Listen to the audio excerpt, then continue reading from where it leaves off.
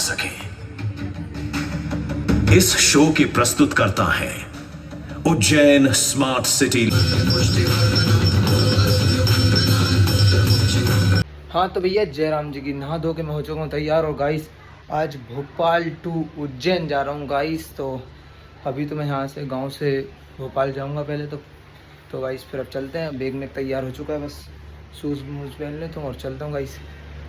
हाँ तो गाइस हम बैठ गए बस में और ये देखो अनुज भाई और हमारे सब भाई देखो वो बैठे हैं मित्रमंडल। और तो गाइस हम भोपाल पहुँचने वाले हैं। हाँ तो गाइस हम उतर चुके हैं भोपाल में इस टाइम और बस ये खड़ी गाइस उतर गए। अब हम जा रहे हैं रेलवे स्टेशन के लिए। हमारे सब भाई देखो ये।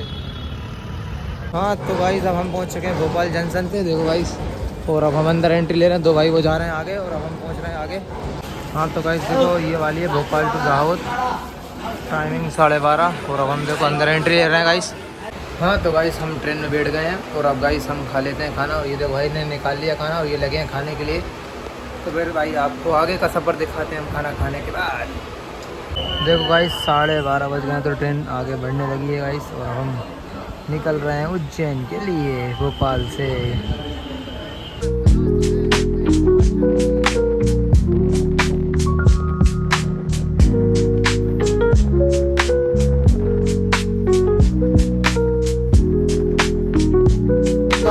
देखो हमारी रईसी देखो सब भाई ये बैठे हैं, अनुज भाई वो बैठे हैं। इधर का डिब्बा वाली खा लिए, इधर का भी खा लिए क्योंकि हमने खरीद लिया है।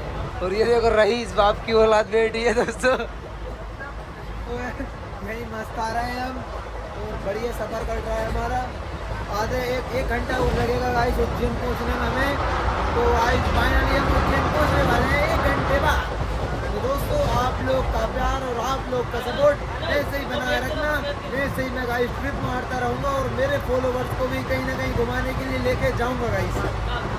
राम राम भाई जब मेरे 500 सब्सक्राइबर हो जाएंगे तब एक सब्सक्राइबर को मैं घुमाने लेके जाऊँगा कहीं भी उज्जैन ही लेके आऊँगा गाइस उसको उज्जैन। और ये हमारे अनुज भाई, राम राम भाई। तो दोस्तों हमारे सब भाई ने बोल दिया है कब लेके जाएं 500 सब्सक्राइब करवा दो जल्दी फटाफट। तो इसके बाद आपको दोस्तों एक भाई को जिसकी कमेंट पे सबसे ज़्यादा लाइक होंगे इंस्टाग्राम पर, तो उसको दोस्तों मैं लेके जाऊंगा उज्जैन ट्रिप पर। पूरा खर्चा मेरा होगा। और ये दोस्तों ये भाई और ये भाई साथ रहेगा मेरे। तो मिलते हैं गाइस साहब आपको उज्जैन हिल स्टेशन पर। बाय बाय गाइस जब तक के लिए। तो गाइस अब देखो ये उल्टा खाने वाला है। अरे लुक गया, अरे यार आजा जल्दी आजा आजा। अरे सब भाई बोल रहे हैं एक बार। अरे दोस्तों जल्दी अरे जल्दी भाई जल्दी। अरे एक बार। अरे सब भाई देख चैलेंजर है एक बार। ये देखो दोस्तों ये भाई ये बहुत अच्छी है भाई, बहुत अच्छे। गाइस उज्जैन जंक्शन उतर चुके हैं हम और अब जा रहे हैं गाइस आगे के लिए। गाइस हम धर्मशाला पहुंचने वाले हैं और अब हम रूम लेंगे गाइस राजपूत धर्मशाला में। तो गाइस आपको लोकेशन दिखाता हूँ राजपूत धर्मशाला की आज। ये है गाइस दानिश गेट। अब दिखाता हूँ आपको तो दानी गेट। और यहाँ से थोड़े सीधे जाएंगे वो जा रहे हैं देखो वो तो ये किराना देखो ये होटल है। ये देख लो गाइस इधर का। और अब यहाँ से देखो आगे से एक पतली सी गली है उसमें से जाएंगे।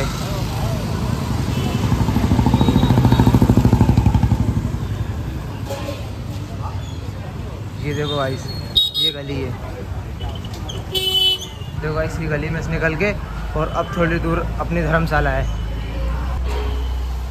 सीधे ही आना है दोस्तों, गली सीधी बिल्कुल। और ये है राजपूत धर्मशाला दोस्तों। ये तो अपनी धर्मशाला यहाँ से ये एंट्री है। ये भाई लोग देखो पहुँच गए भाई। तैयार मैयार होगा हम निकल रहे हैं रूम से घूमने के लिए। चलते हैं भाई आगे। अब हम पहुँच चुके हैं कॉरिडोर के अंदर। और देखो भाई इस कॉरिडोर का इतना चल रहा है। ये देखो सामने भाई मंदिर। ये देखो आपको महाकाल के दर्शन कराता हूँ भाई। ये देखो भाई। और ये देखो भाई कॉरिडोर जा रहा है दोनों भाई।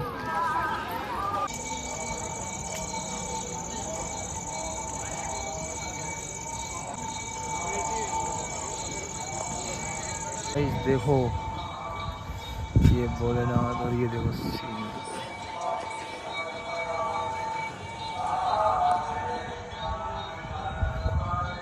तो गाइस आप देखो वीडियो बहुत अच्छे से पूरी बन रही है और भाई लोग हैं कहाँ चले। हाँ तो गाइस ये सब सफाई बैठने। तो गाइस अब हम पहुंच चुके हैं भारत माता मंदिर।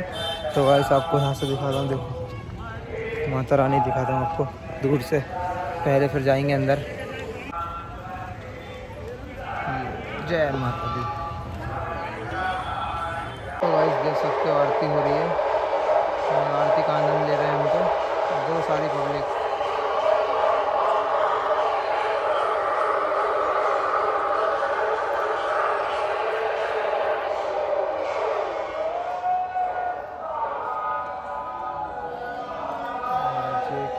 जय।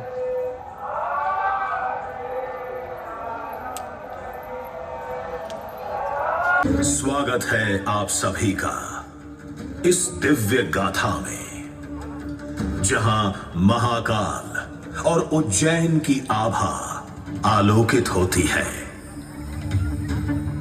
आपसे विनम्र अनुरोध है कि कृपया अपने मोबाइल फोन्स को साइलेंट मोड में डालें या स्विच ऑफ कर दें, ताकि आप इस प्रस्तुत बिना किसी व्यवधान के उठा सकें। इस शो के प्रस्तुत करता है उज्जैन स्मार्ट सिटी लिमिटेड। निष्पादक हैं मध्य। तो प्रस्तुत है महाकाल की शक्ति, उज्जैन की भक्ति।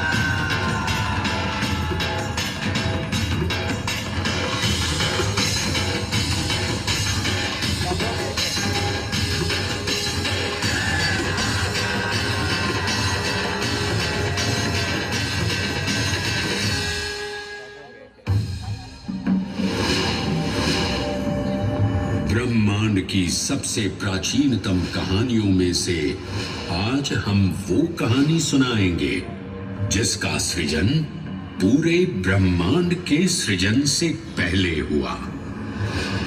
तब न देव थे, न असुर, न जीव था, न जंतु, न जल था, न अग्नि, न वायु, न भूमि। समष्टि के शून्य में विराजती एक शक्ति, कालातीत और कालों के नियंता।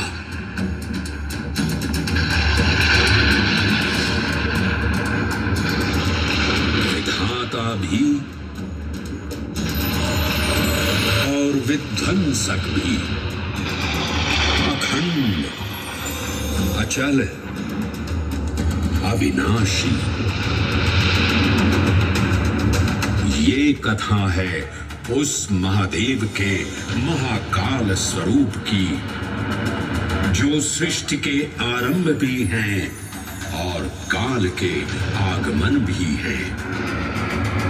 वे ही काल के सृजन करता और नियंत्रण करता भी हैं।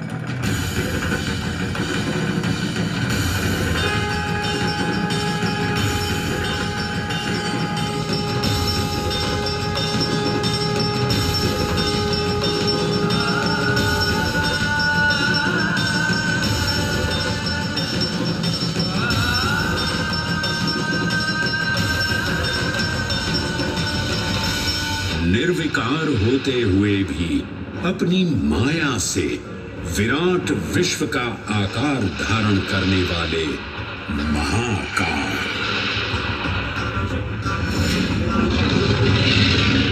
मेरुगिरी को धनुष और भगवान विष्णु को बाण बना दैत्यों के 3 पुरों का नाश करने वाले महाकाल। वो महाकाल जो तीनों लोकों में विद्यमान सभी शिवलिंगों में प्रधान है।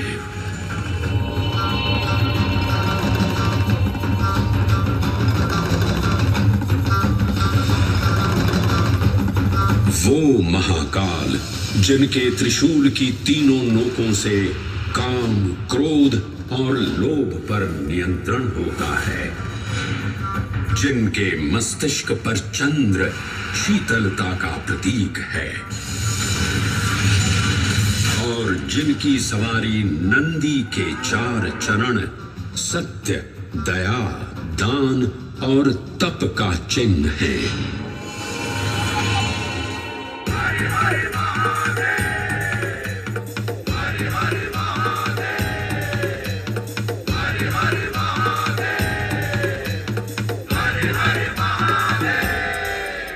न पुण्यं न पापं न सौख्यं न दुःखं न मन्त्रो न तीर्थं न वेदा न यज्ञः अहं भोजनं नैव भोज्यं न भोक्ता चिदानन्दरूपः शिवोऽहं शिवोऽहम्।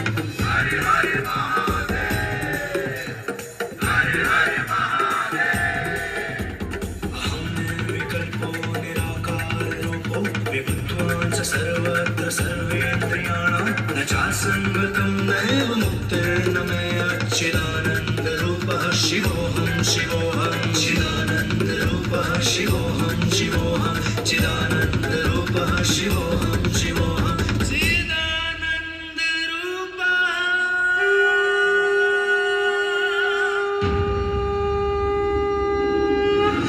वराह पुराण में कहा गया है, नाभिदेशे महाकालस्तन्नाम्ना तत्र वै हरः, अर्थात नाभिदेश उज्जैन में स्थित भगवान महाकालेश्वर तीनों लोकों में पूजनीय हैं।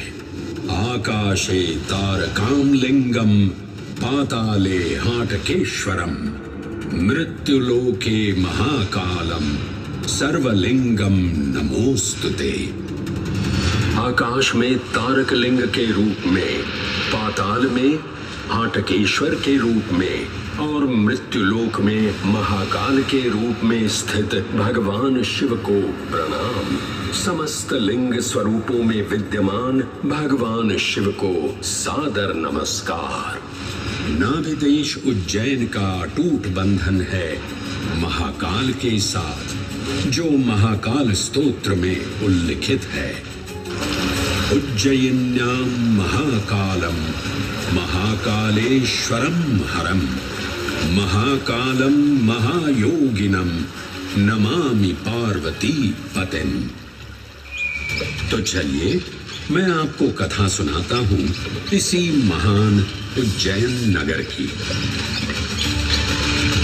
उज्जैन, जिसे संस्कृत साहित्य में अवंतिका, विशाला, कुशस्थली, पद्मावती, कनकश्रृंगा, स्वर्णश्रृंगा, प्रतिकल्पा, कुमुदवती और अमरावती के नाम से पुकारा गया। उज्जैन, जो मनुष्य को मोक्ष प्रदान करने वाली 7 नगरियों में से एक है। उज्जैन, जहां 84 महादेव का आशीर्वाद प्राप्त है। उज्जैन, जिस पर सदा ही कृपा रहती है महाकाल की। यहां सतत क्षिप्रा नदी की निर्मल धारा बहती है। डमरू के नाद से जीवन को ऊर्जा मिलती है। घंटियों की झंकार मन को आनंदित करती है। और यहाँ का आकाश शिव आशीष स्वरूप है। श्मशान ऊषर क्षेत्र पीठम तू मनमेव च पंचकत्र न लभ्यते महाकाल पुरद्यते। अर्थात यहाँ पर श्मशान, ऊषर यानी अनुपजाऊ भूमि, क्षेत्र अर्थात पवित्र भूमि, पीठ यानी शक्ति स्थान और मन अर्थात आध्यात्मिक शांति का स्थल पांचों एक ही स्थान पर उपलब्ध हैं। ये संयोग महाकाल की नगरी उज्जैन की महिमा को और गरिमामय बना देता है। उज्जैन के इस अलौकिक स्वरूप से प्रभावित हो महाकवि कालिदास अपने काव्य मेघदूत में लिखते हैं, हे जलधर, यदि महाकाल के मंदिर में समय से पहले तुम पहुंच जाओ तो तब तक वहां ठहर जाना जब तक सूर्य आंख से ओझल न हो जाए। शिव की संध्याकालीन आरती के समय नगाड़े जैसी मधुर ध्वनि करते हुए तुम्हें अपने धीर गंभीर गर्जनों का पूरा फल प्राप्त होगा। ये संध्या आरती जिसे कालिदास ने सराहा है अत्यंत महत्वपूर्ण है, क्योंकि ये वो प्रहर है जब सभी देवी देवता गंधर्व यहाँ उपस्थित होते हैं।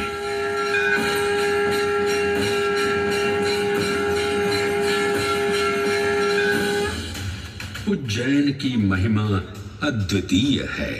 सतयुग, त्रेता युग, द्वापर युग और कलयुग, हर युग में इसका अप्रतिम महत्व रहा है।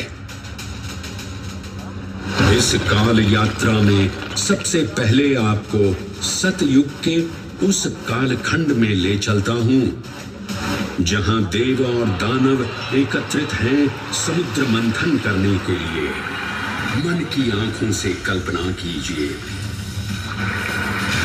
भगवान विष्णु ने कूर्म का रूप ले मंदरांचल पर्वत को अपनी पीठ पर उठा रखा है। सागर से विकराल लहरें उठ रही हैं, मेघ भयानक गर्जना कर रहे हैं।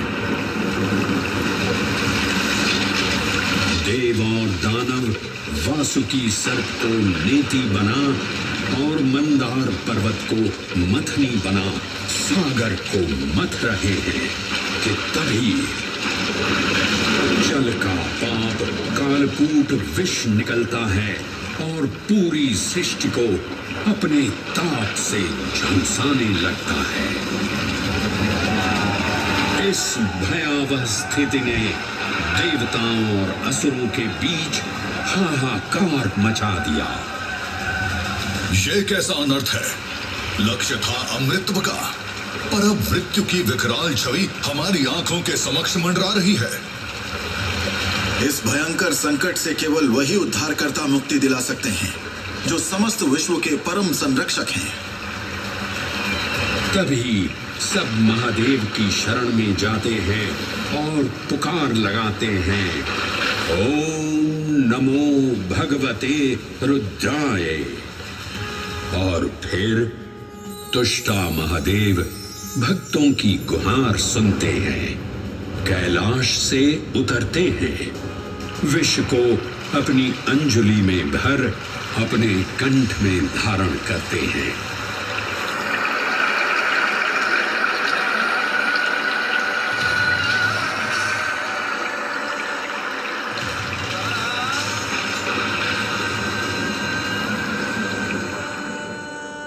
अंततो गत्वा सागर मंथन से अमृत कलश प्रकट होता है। जैसे ही अमृत प्रकट हुआ, दानवों ने इसे केवल अपने आधिपत्य में लेने की आकांक्षा प्रकट की और संघर्ष छिड़ गया। आज यदि हम इस अमृत को प्राप्त कर सकें तो हम देवताओं पर हमेशा के लिए प्रभुत्व स्थापित कर पाएंगे। अमृत अपात्र हाथों में ना जा पाए, क्योंकि ये अपनी शक्ति का असीम दुरुपयोग करेंगे। इस अराजकता के परिणाम स्वरूप अमृत की कुछ बूंदें छलकी और पृथ्वी तक पहुंच गई। 4 स्थलों पर स्पर्श हुआ इन बूंदों का। हरिद्वार, प्रयागराज, नासिक और उज्जैन। अमृत की इन्हीं बूंदों के कारण उज्जैन में हर 12 वर्ष पर कुंभ सिंहस्थ मेले का आयोजन होता है। भगवान शिव की लीला देखिए, लोक कल्याण के लिए स्वयं विषपान किया और अपनी नगरी पर अमृत वर्षा करवाई। अमृत की पावन बूंदों से अभिसिंचित ये दिव्य उज्जैन भूमि रामायण के पृष्ठों में भी सम्मिलित हुई। सतयुग के बाद त्रेता युग में माता सीता की खोज में वानर सेना का यहाँ आगमन हुआ।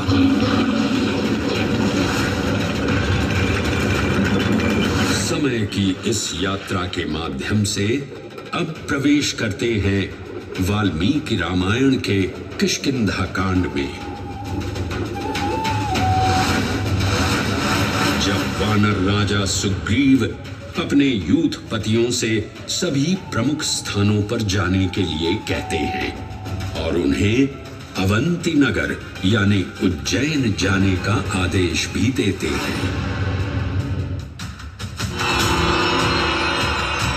मेखला, उत्कल के क्षेत्र, दशर्न के नगर, आब्रवंती, अवंती और विदर्भ के राज्य, साथ ही माहिष्का के आकर्षक राज्य में भी पूरी तरह से खोजना होगा।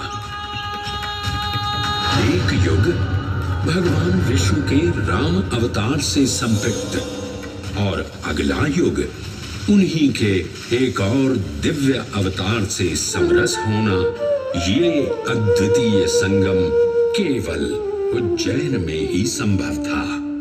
परंतु एक क्षण ठहरिए और ध्यान से सुनिए। ये हैं महाकाल के 1008 दिव्य नाम। हाँ, मैंने काल चक्र को परिवर्तित कर दिया है और अब द्वापर युग का शुभारंभ हो चुका है। विस्मय पूर्ण हो जाएंगे ये जानकर कि महाकाल के इन नामों को स्वयं भगवान श्री कृष्ण ने रचकर पिरोया था।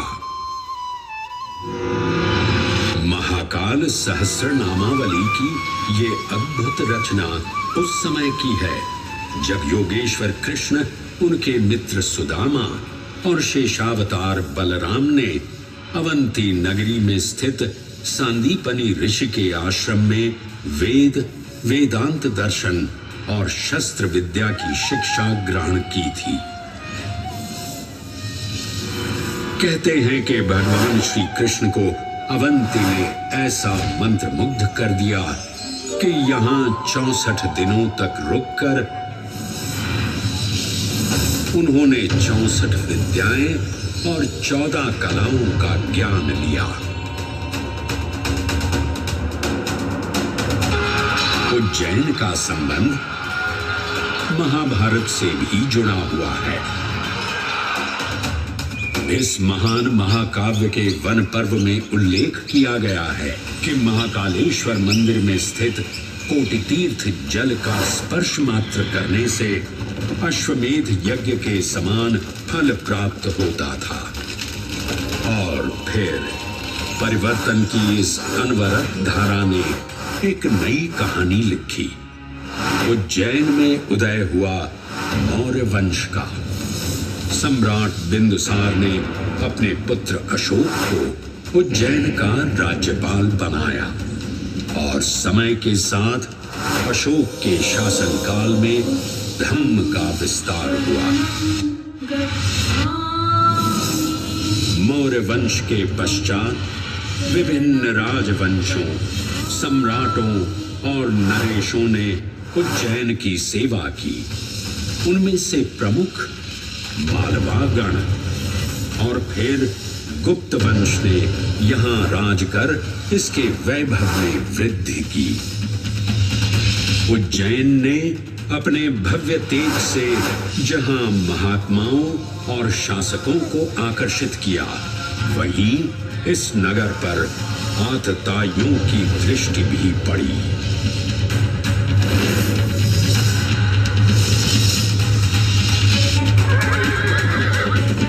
शक मध्य एशिया की खानाबदोश जनजाति थी, जिन्होंने उत्तर पश्चिमी और मध्य भारत के कुछ हिस्सों पर आक्रमण कर अपना शासन स्थापित किया। ईसा पूर्व प्रथम शताब्दी में जब भारत शकों के अत्याचार से त्रस्त था, तब उन शकों ने उज्जैन पर भी कब्जा कर लिया और फिर उज्जैन में उदय हुआ एक तेजस्वी योद्धा, महाराज विक्रमादित्य का। एक तरफ शकों का बल तो दूसरी तरफ विक्रमादित्य का अद्वितीय पराक्रम। विक्रमादित्य की तलवार महादेव के तीसरे नेत्र सी चमकी। प्रचंड युद्ध हुआ। महाकाल की कृपा से शूरवीरों ने शकों को परास्त किया और उज्जैन में गणतांत्रिक शासन स्थापित किया।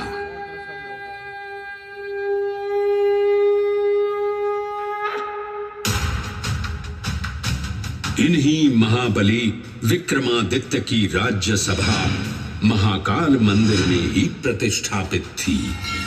आज भी इस मंदिर की घंटियों में विक्रमादित्य की वीरता और शौर्य की प्रतिध्वनि गुंजायमान होती है। राजा विक्रमादित्य और शकों के मध्य हुए युद्ध ने उज्जैन को काल चक्र से अभिन्न रूप से जोड़ दिया, क्योंकि जिस दिन उनको विजय प्राप्त हुई, उस गौरवशाली उपलब्धि के सम्मान में एक नवीन पंचांग का शुभारंभ किया गया, विक्रम संवत पंचांग। आज भी कई हिंदू पर्व और धार्मिक अनुष्ठान विक्रम संवत पर आधारित हैं।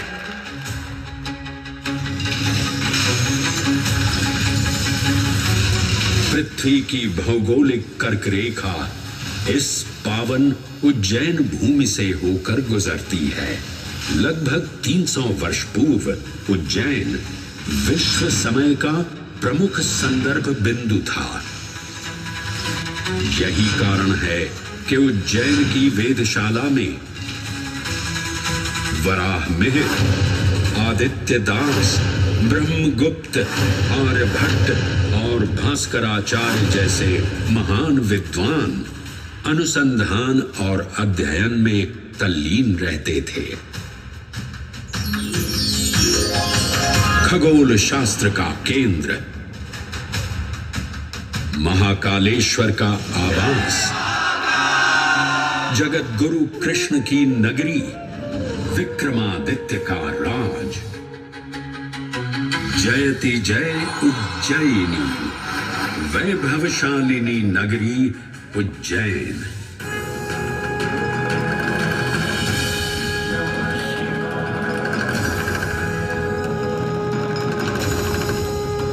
श्वासों को शिव मंत्र से अलंकृत कर, मन को भाव की गंगा से निर्मल कर, जो भी उज्जैन में महादेव की शरण लेता है, उसका कल्याण होना निश्चित है। आज सुनी सबने गाथा महाकाल की, दर्शन जिनके दुर्लभ हैं, नमन करे जिन्हें काल भी, चरण में जिनके है बसा। ये समस्त संसार कभी नहीं देखा होगा धरती पर ऐसा चमत्कार।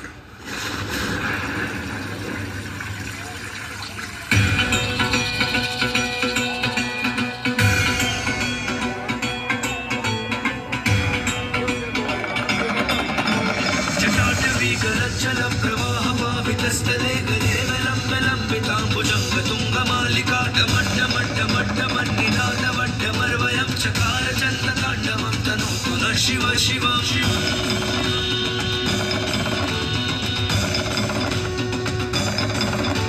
जटाकटाह सभ्रमभ्रमन्निलिम्ब निर्झरी विलोल वीचि वल्लरी विराजमान मूर्धनि धगत् धगत् धगत् जलल्ललाट पट्ट पावके किशोर चन्द्रशेखर रति प्रतीक्षणम् मम।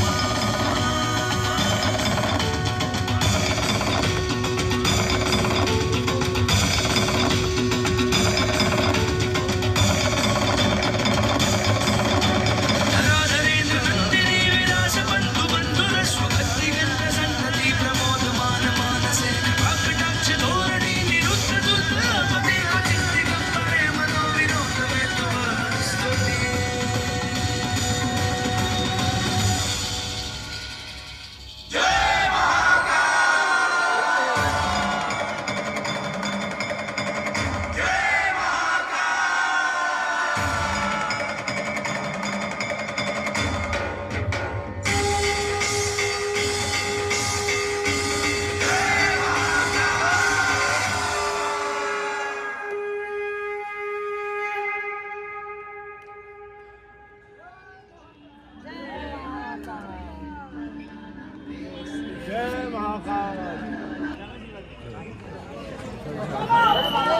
तो गाइस इतनी सारी पब्लिक देख रही थी शो को,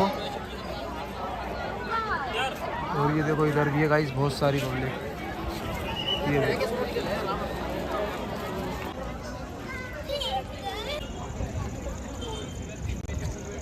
जय गणपति बप्पा। काल लोग में हुआ पाइप फटने का कारण, तो दोस्तों ये पाइप फट चुका है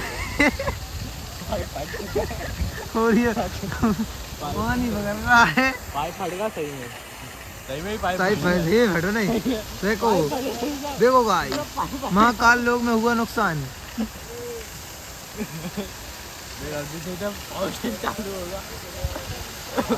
गाइस एक और शो चालू होने वाला है। अब ये देखो गाइस,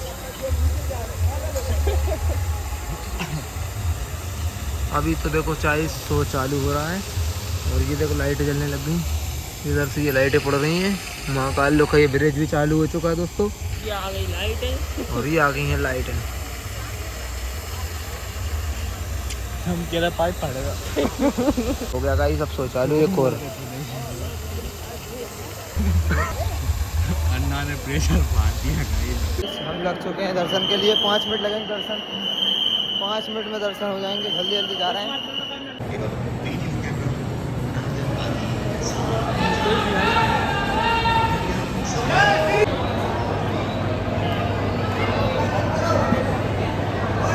ये देखो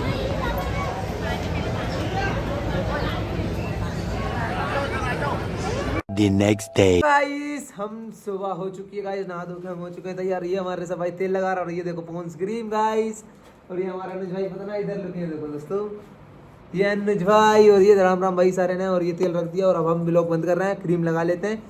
इसके बाद दोस्तों हम निकलते हैं यहाँ से। और ये देखो पिंपल हो गया भाई।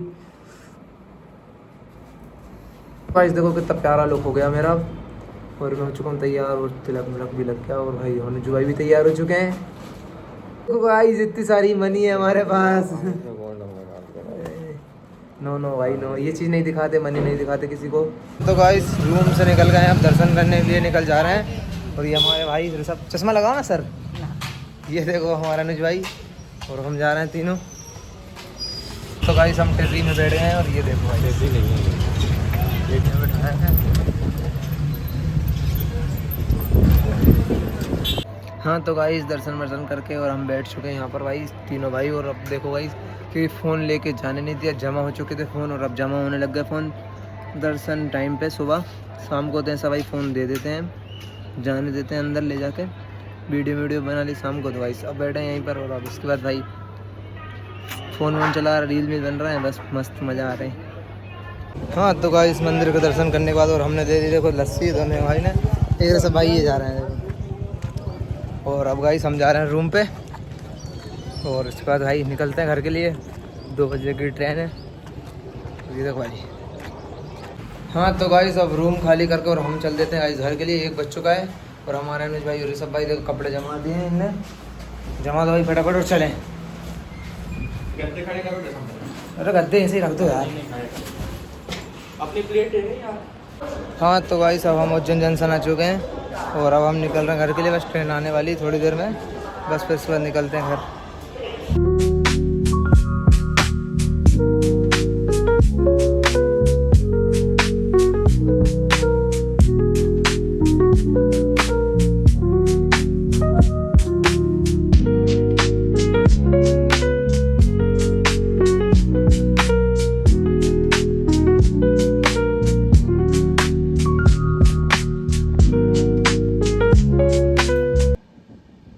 हाँ तो गाइस हम भोपाल उतर चुके हैं और अब हम जा रहे हैं बस में बैठेंगे और बस ढूंढ ले पहले। हाँ तो गाइस मैं आ चुका हूँ घर पे, अब फाइनली ऋषभ भाई को दे दे रहा हूँ उनके कपड़े और उसके बाद गाइस मुंह हाथ धोते हैं फिर। हाँ तो गाइस लाइट नहीं है, देखो ब्लॉग को एंड पीछे करने आया हूँ। और हाँ तो भैया जयराम जी के ब्लॉग पसंद आए ब्लॉग तो ब्लॉग को लाइक कर दें और चैनल पे नहीं हो चैनल को सब्सक्राइब कर दें भाई। इस ब्लॉग को पूरा देखें, सबको शेयर करें, ढेर सारा प्यार दिखाएं और सब्सक्राइब करके बिना जाए ना, क्योंकि भाई ये महाकाल लोक की आरती और महाकाल लोक में जो शो होता है वो भी उसमें पूरा वीडियो में दिखाया गया, 30 मिनट का पूरा शो था। तो भाई पूरा देखो, ढेर सारा प्यार दिखाओ। जब तक मिलते हैं आपसे नेक्स्ट ब्लॉग में, thank you for watching, bye bye guys.